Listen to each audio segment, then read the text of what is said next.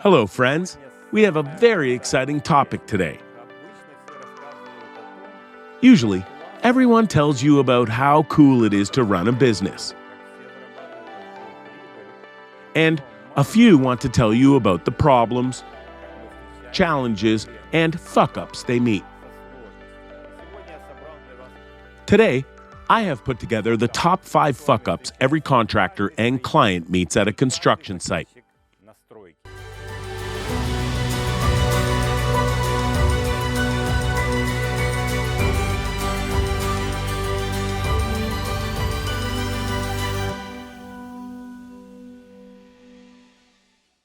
Let's start with the most important stage of every construction project, the foundation.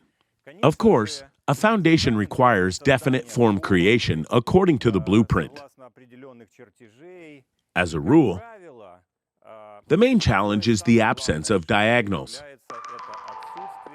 A regular polygon or square of your foundation. Let me explain in detail. Look at this sheet. It has 2 long and 2 short sides. If we measure the diagonals from this side to another, and from this side to the other one, they will be similar. This is because this sheet was made at the plant. Instead, the foundation is made by hand. So, the construction team should measure the diagonals to achieve a regular foundation form. Often, people forget about measuring, or do it inaccurately because there's sometimes tape line slack during the measuring. To get more accurate measuring, it is helpful to use a laser level or a tight string. This is a big problem. In this case, the foundation is made without right angles.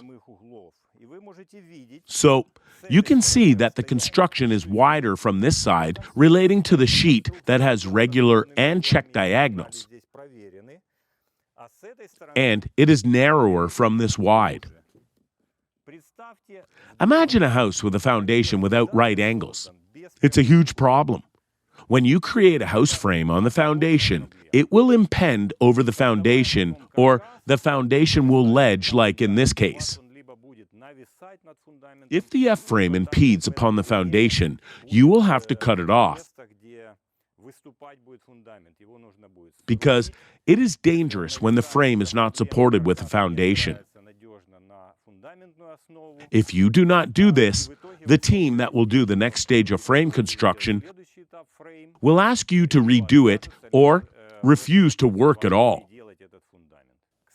By the way, we are at one of our construction sites now where we have used a different wall cladding technique. Usually, we use stucco for cladding. Here, we have applied metal cladding that is used for roofs. We have put it down and have a good result, in my opinion. Why am I telling you all of this?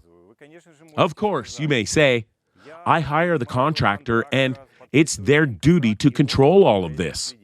Of course, that's true, but there are cases when contractors are not so diligent in their work. Moreover, there have been many cases when they leave construction sites unfinished, even without getting the rest of the money. In this case, you will have to redo their work. So, if you do not want to overpay for your foundation redo by another contractor, you should require its measurement during the construction process, when the form is being created, and check its basis, angles, and diagonals. The fuck-up number 2 that is in my hit parade is also connected with a foundation. Let's now take a look.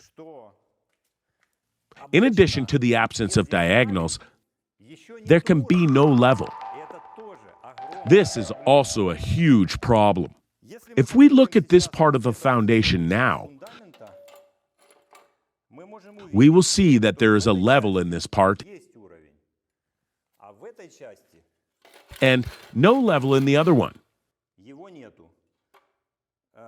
It's evident that the center where the window is set is on a higher point than the right part.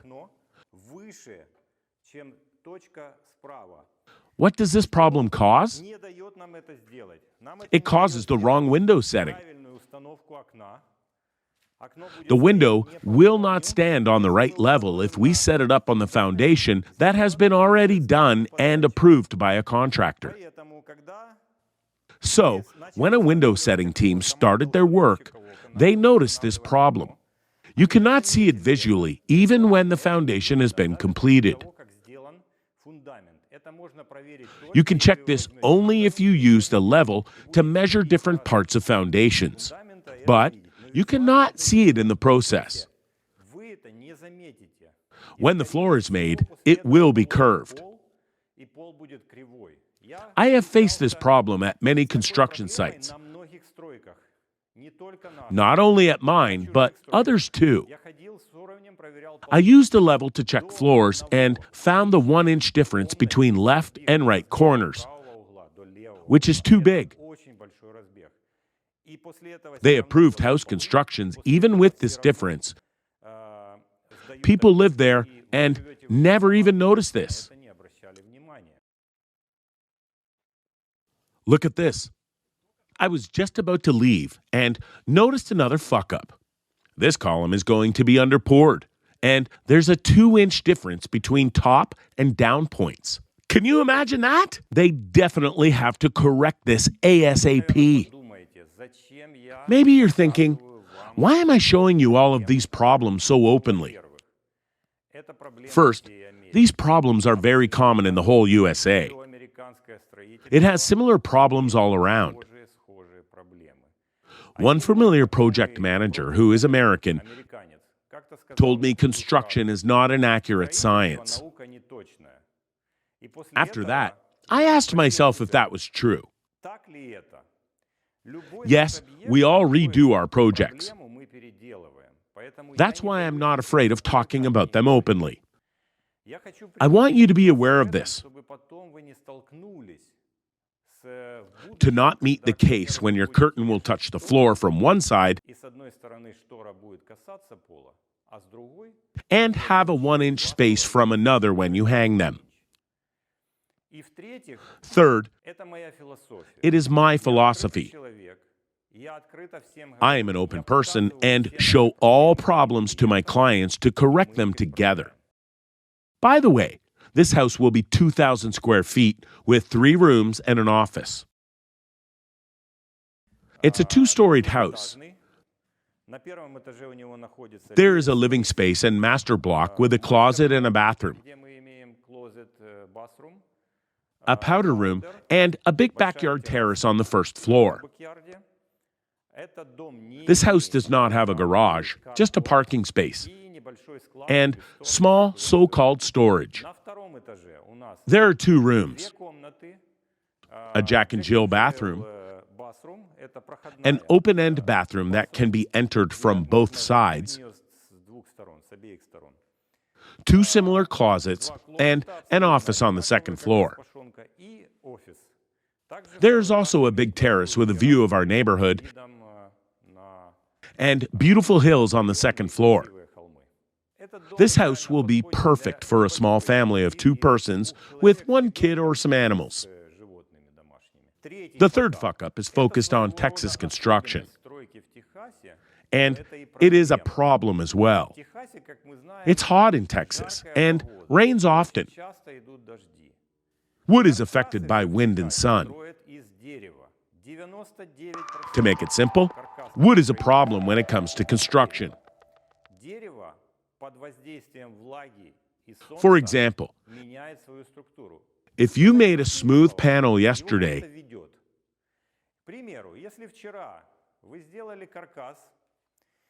and it was raining at night, and the sun was shining the next day, the panel would get wet at first and then dry.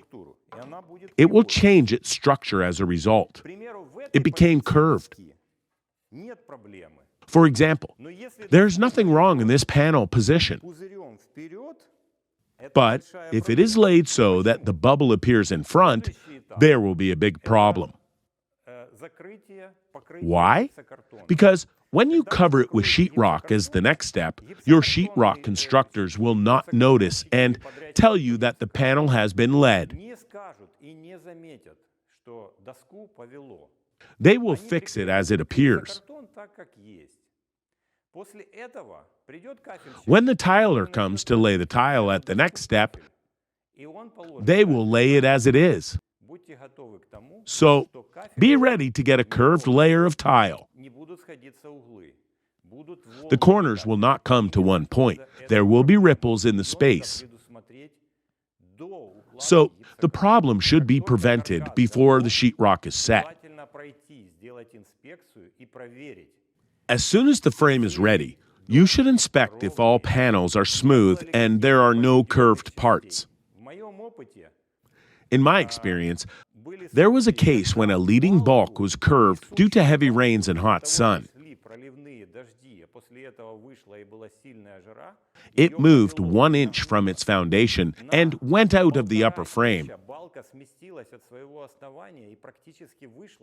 We had to disassemble this part and redo it completely. Because this bulk did not allow us to make an OSB cladding, the sheetrock inside would be absolutely curved. Stay with me. The Texas construction fuck-up hunter Igor Stepanoff is with you. I still try to clear the question of why switches are located inside rooms. It is more convenient to switch on the light from outside when entering a dark room.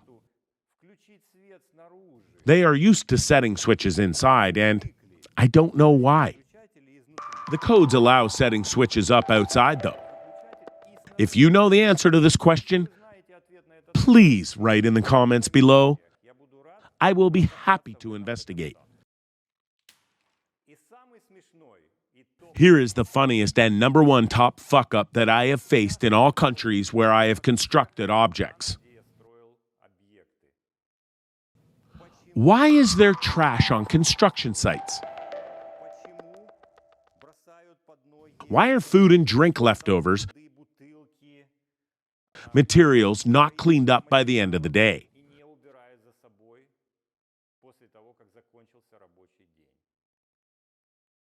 It is not just an ethical issue of visual cleanliness. It's also an issue of safety. Often, we can see panels with nails in them. Imagine a person will step on a panel with nails, get injured, and be hospitalized. The construction will stop, and you can be engaged in this problem. We sign the documents, initiate the rules, hang the signs, and talk to contractors and construction teams, and inspect the order. Yet, we cannot fight against cultural distinctiveness between people.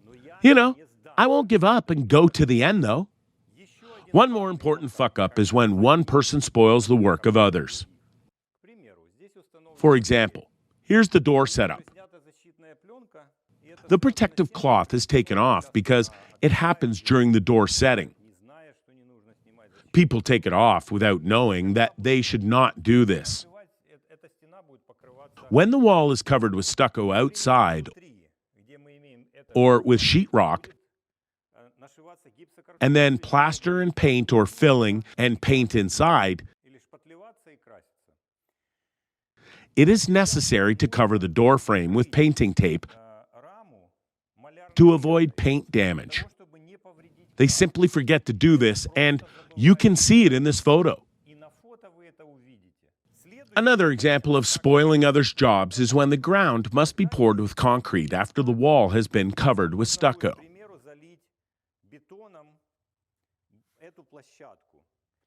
The foundation team that pours the concrete is not used to cover stucco with tape. As a result, concrete drops get on stucco, and the stucco contractor has to repair it and be paid for it. Of course, you can say again that it is their problem. But believe me, these contractors disappear from the construction site as soon as the concrete is poured and the sheetrock is painted. And you won't even be able to find them. let's move further. By the way, they had to work today, but there's nobody here today. You see? It's their car over there. They started construction on another house yesterday and left with no notice or explanations. This is how it happened in reality. So, to make a conclusion, I tried to share openly with you all the challenges and fuck-ups that I face daily on a construction site. I hope my experience is helpful and will save you money and time. Thank you for being with me today. I love you. And goodbye.